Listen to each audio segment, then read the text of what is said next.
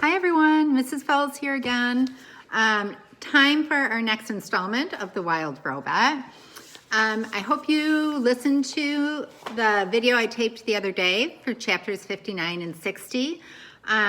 Today we're going to start off on chapter 61, which is super short, and it's called The Robot Stories. The story of how Roz helped Rockmouth spread through the river and across the island. And it was soon followed by other robot stories. There were stories of Roz growing gardens in dry, barren places. There were stories of Roz nursing sick animals back to health. There were stories of Roz creating ropes and wheels and tools for helping her friends. But most of the new stories were about the robot's wildness. You see, Roz had noticed that the wilder she acted, the more the animals liked her. And so she barked with foxes and sang with birds and hissed with snakes. She romped with weasels. She sunbathed with lizards. She leaped with deer. That spring was a very wild time for our robot. Chapter 62, The Return. I wonder what's returning. What do you think?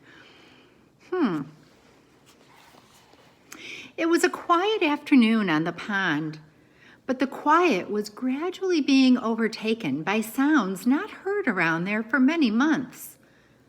The sounds grew louder and louder, and then a flock of geese appeared in the trees. Honk, honk, honk. Most flocks of geese were lazily moving through the sky and trailing off in wobbly lines. But not this one.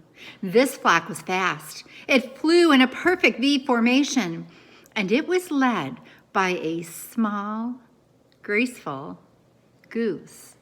Who could that be? The flock flew once around the pond before gliding down and gently splashing into the water. The geese gathered in a tight group in the middle of the pond.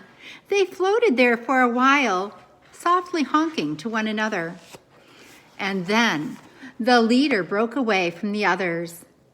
He swam straight toward the nest, waddled into the garden, and fluttered up to his mother's shoulder. "Welcome home, son," said Roz. "It's good to be back, Ma," said Brightbill. And here we have our picture of Roz and Brightbill seeing each other again after it's been so long. I can only imagine how they're feeling. What do you think? They must be really happy.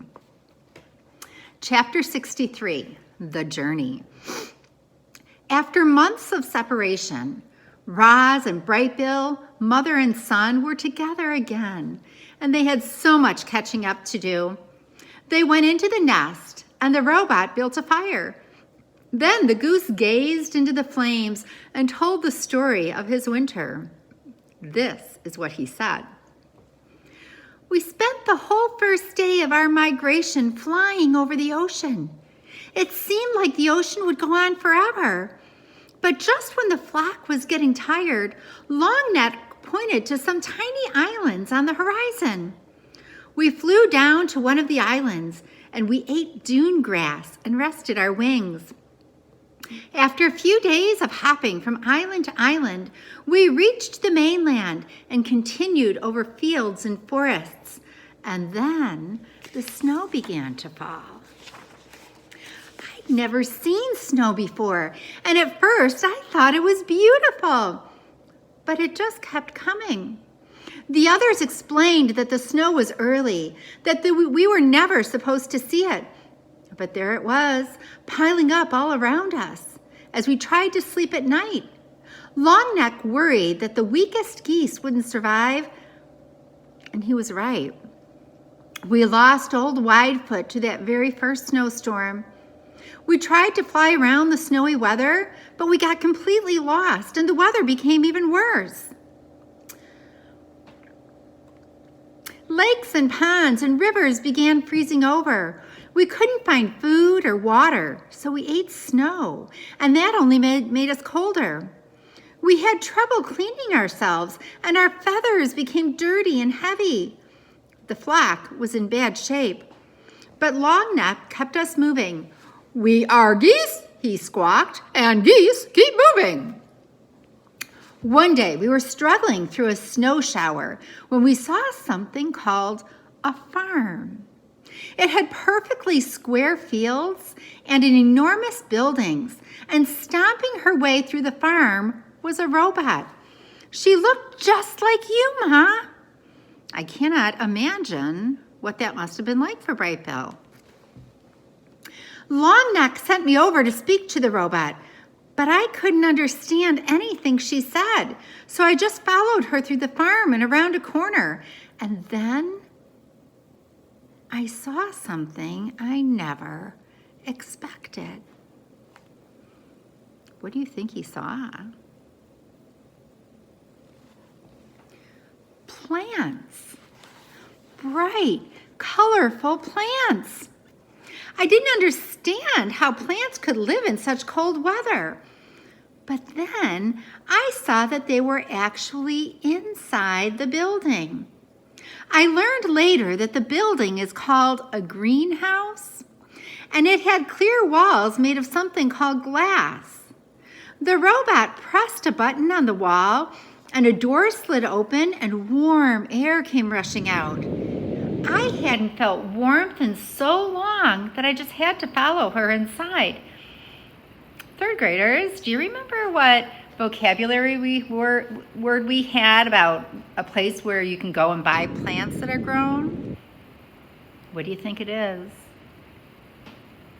A nursery? Remember we read that in the book, The Tree Lady? A nursery is where you can go to buy plants, and they're grown in a greenhouse sometimes. Ma, it was like summer in there. The air was warm and sweet and sticky, and there were rows and rows of different plants. The robot didn't pay attention to me, so I wandered around the greenhouse, nibbling on leaves and drinking from puddles.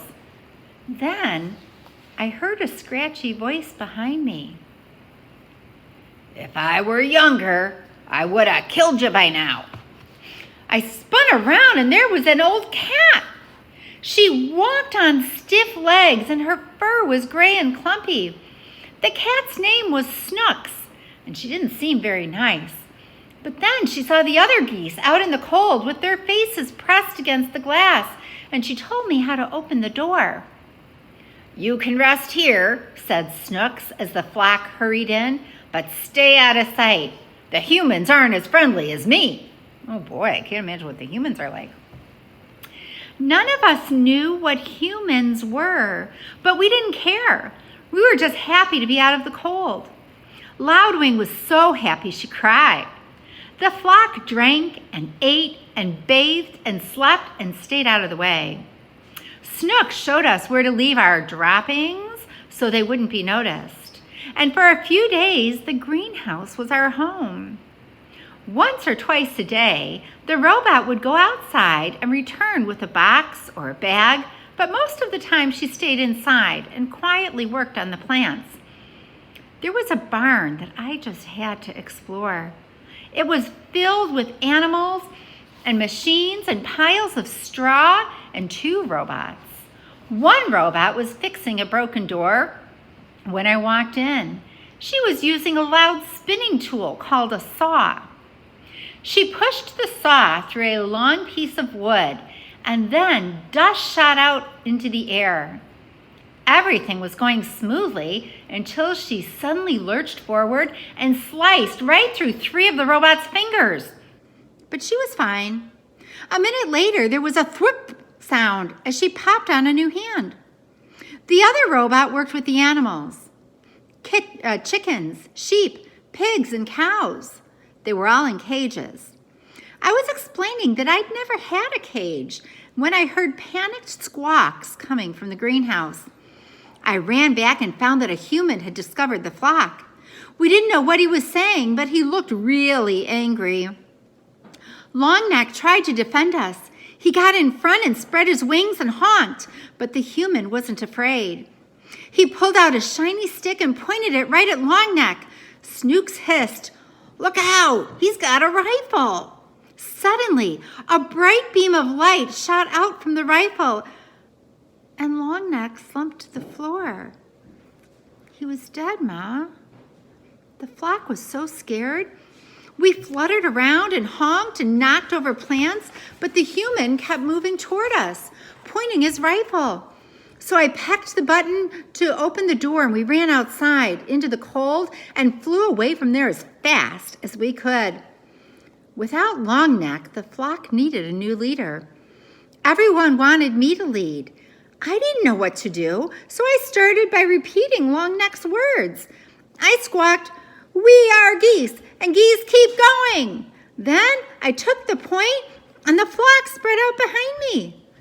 The weather had us all turned around, and nobody knew which way to go. So I just led us straight south. We saw more robots and humans and buildings, but we didn't stop. We knew we were way off course when we saw the ocean again. But at last, it was a little warmer by the water. So I decided to follow the coastline for a while. There were more buildings by the coast. Most of them were on land, but some were in the ocean. The ocean buildings were dirty and crumbling and leaning in different directions. Those weren't any humans or robots in those buildings, only sea creatures. We saw ships on the water. We saw ships on the land. We even saw ships in the air. Ships in the air? What do you think they mean by that? They buzzed through the sky like giant dragonflies, and then we reached a place called a city, where thousands of buildings and robots and humans and ships were all close together. When we stopped to rest on the rooftop, we met a friendly pigeon named Graybeak. She had grown up there, so she knew everything about the city. She flew us over towers and under bridges and kept us away from all the buzzing airships.